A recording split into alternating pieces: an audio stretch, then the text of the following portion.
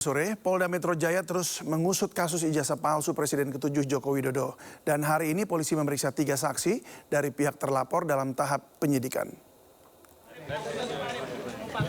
Ketiga saksi yang diperiksa yakni Dr. Yulia Widianingsih, juru bicara tim pembela utama dan aktivis Rahmat Himran, dan YouTuber Sunarto. Ketiganya diperiksa untuk mendalami dugaan pencemaran nama baik, fitnah, dan kebencian. Ketiganya diperiksa dalam waktu yang berbeda-beda. Setelah kasus ini dinyatakan naik ke tahap penyidikan, polisi kini tengah mencari alat bukti untuk penetapan tersangka. Kami informasikan hari ini yang akan diperiksa 3 orang, 2 aktivis dan 1 YouTuber. Pertama yang diperiksa adalah Dr. Yulia Widianingsih MM. Beliau ini salah satu aktivis yang kita kenal bareng-bareng berjuang dalam mengungkap kebenaran dan keadilan untuk bangsa Indonesia. Beliau dipanggil, pemanggilan untuk Dr. Yulia nanti di jam 10. Jam 11. Yang kedua Sunarto ya. Sunarto ini, Bung Sunarto adalah YouTuber, panggilannya jam 10. Pasalnya juga sama seperti yang saya sebutkan tadi. Kemudian yang ketiga ada aktivis Rahmat Himran. Nah, nanti agak siang ya, jam 1, tapi nanti kami akan koordinasikan apakah bisa diperiksa lebih awal. Yang jelas kami semua hadir memenuhi panggilan dari penyidik Polda Metro Jaya sebagai wujud daripada ketaatan warga negara pada hukum. Bahkan ada Bung Rahmat Himran, beliau kondisinya sakit ini. Bahkan, mohon maaf, fotonya ya, foto. Buka kakinya. Nah, ini mohon maaf, kenapa tidak kami tunjukkan, tolong dibuka. Kaki Bung Rahmat Himran ini sedang dalam kondisi berat begitu ya. Sakitnya berat, kena gula, tadinya ada benjol dari apa sebelumnya? Bisul, dioperasi dan membengkak seperti ini kondisinya.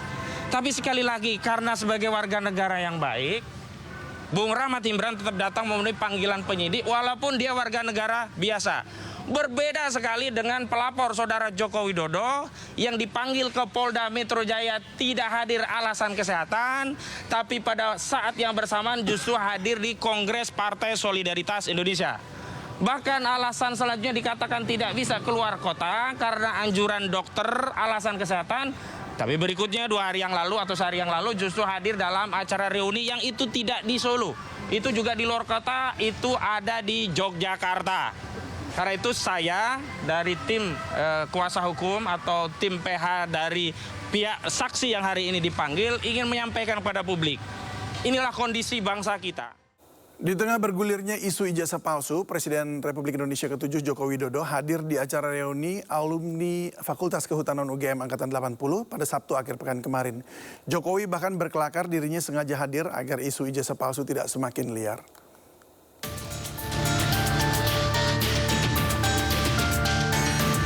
Reuni ke-45 Angkatan 1980 Fakultas Kehutanan UGM pada Sabtu 26 Juli 2025 menjadi spesial saat dihadiri langsung Presiden ke-7 Republik Indonesia Joko Widodo.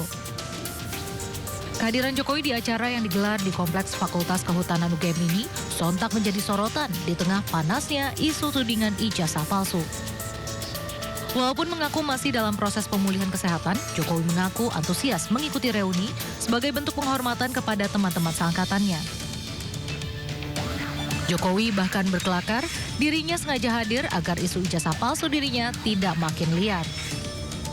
Bayangkan kalau saya nggak datang, nah mereka tanya 67 orang ngumpul semuanya, Jokowi di mana? Rame lagi nanti. Momen menarik terjadi ketika ada salah satu rekan Jokowi semasa kuliah bernama Mulyono. Meski namanya sama dengan nama kecil dari Joko Widodo, Mulyono tak mau dikaitkan. Selain itu, Mulyono juga tidak pernah melihat secara langsung ijazah kelulusan milik Jokowi. Ya itu bukan urusan saya, yang jelas nama saya Mulyono, kalau Pak Jokowi kan saya taunya Jokowi. Kalau ijazah kan bukan urusan saya, ijazah urusan masing-masing ya. Sementara itu, Mustoha Iskandar, rekan Jokowi lainnya di Fakultas Kehutanan UGM Yogyakarta, siap menjadi saksi di pengadilan untuk membenarkan keaslian ijazah Jokowi. Mustoha merupakan teman kuliah Jokowi di Fakultas Kehutanan UGM Angkatan tahun 1980. Hingga kini proses hukum kasus dugaan ijazah palsu Jokowi masih bergulir. Tim Liputan iNews melaporkan. Pada reuni Fakultas Kehutanan UGM, Jokowi pun kembali menjawab isu ijazah palsu dengan menyebut hal tersebut adalah politik. Menurut Jokowi, semua yang telah disampaikan oleh pihak kampus seharusnya cukup untuk menghentikan polemik. Namun yang terjadi justru sebaliknya. Mestinya kalau yang namanya ijazah asli itu kalau Ibu Rektor sudah menyampaikan ijazahnya dikeluarkan oleh UGM.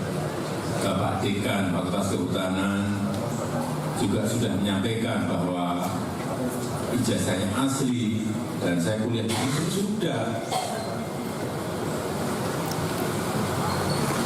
Sebetulnya sudah rampung itu, yang membuat produsennya sudah menyampaikan seperti itu.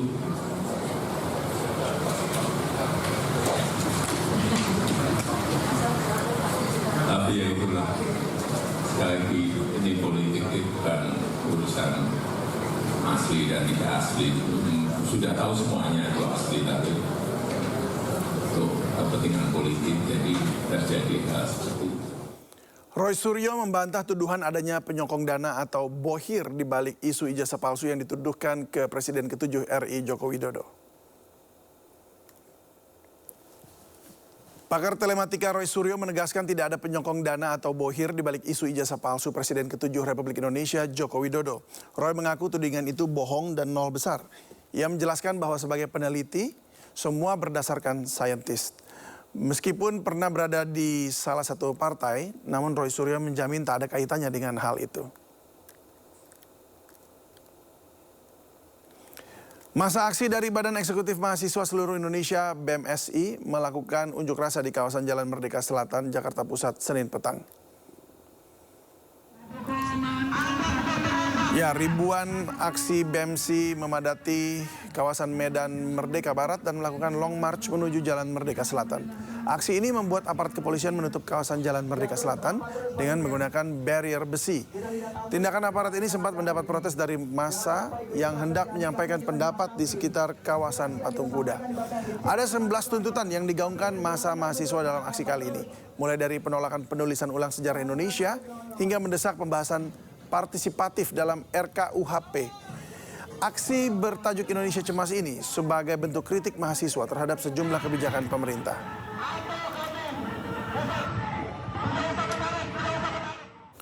Polda Riau menggerebek distributor pengoplos beras di Pekanbaru. Dalam penggerebekan itu, petugas menemukan 9 ton beras oplosan siap edar serta mengamankan seorang pengoplos. Modus pelaku membeli beras dengan kualitas rendah kemudian dikemas dalam jenis premium.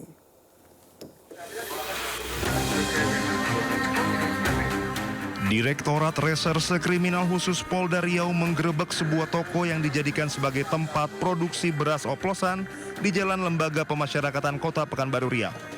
Seorang pelaku yang merupakan distributor berinisial L diamankan polisi. Total 9 ton beras oplosan berbagai merek beras premium disita polisi. Modus pelaku yakni membeli beras kualitas rendah, kemudian diganti dengan kemasan premium serta kemasan SPHP.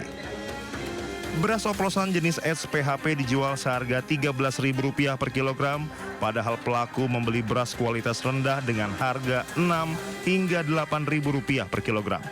Plus yang diambil ada beras reject, kemudian dikemas dalam karung beras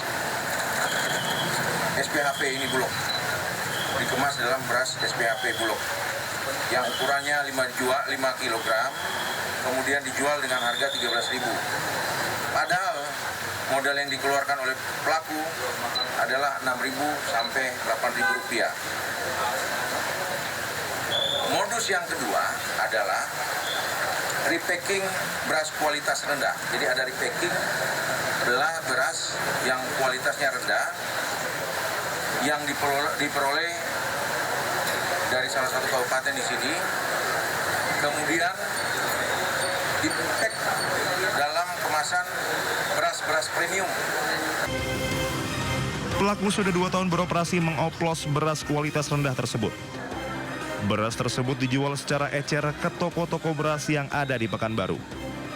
Dari Pekanbaru Riau, Indra Yose Rizal Anyis melaporkan. Pemerintah sepakati 3 poin berantas kasus praktik beras oplosan, diantaranya penegakan hukum yang tegas, percepatan operasi pasar, serta menghilangkan kategori kualitas beras. 3 poin kesepakatan ini disepakati dalam rapat khusus yang digelar Kemenko Bidang Pangan bersama sejumlah kementerian dan lembaga terkait serta aparat penegak hukum. Menko Bidang Pangan Zulkifli Hasan menegaskan penegakan hukum yang tegas harus dilakukan untuk membuat efek jera bagi para pengoplos. Sedangkan operasi pasar akan lebih dipercepat agar masyarakat bisa mendapatkan kualitas beras yang baik. Terkait penghapusan kategori kualitas beras, Zulhas memastikan kategori beras yang akan dihilangkan yakni beras jenis premium dan medium. Nantinya hanya akan ada 2 jenis beras, yakni beras biasa dan beras khusus. Melihat perkembangan temuan-temuan tadi dari Jampitsus, dari Barreskrim, dari Pak Mentan, dari Satgas, itu beras itu ya beras gitu. Cuma kadang-kadang kita membeli beras bisa saja dikasih kantongnya bermacam-macam. Bisa pesan merek ini, bisa pesan merek ini, pesan itu berasnya sama saja. Nah, oleh karena itu saudara-saudara, beras ini adalah program yang menyangkut hajat hidup orang banyak, program prioritas utama Bapak Prabowo. Oleh karena itu tidak ada yang boleh bermain-main di sini, apalagi mengambil manfaat sebesar-besarnya untuk kepentingan sendiri. Nah, melihat pengalaman itu, maka beras nanti kita akan buat hanya 1 jenis beras saja. Beras ya beras, sudah. Ya, tidak lagi medium dan premium, dia beras, ada 1 lagi namanya beras khusus.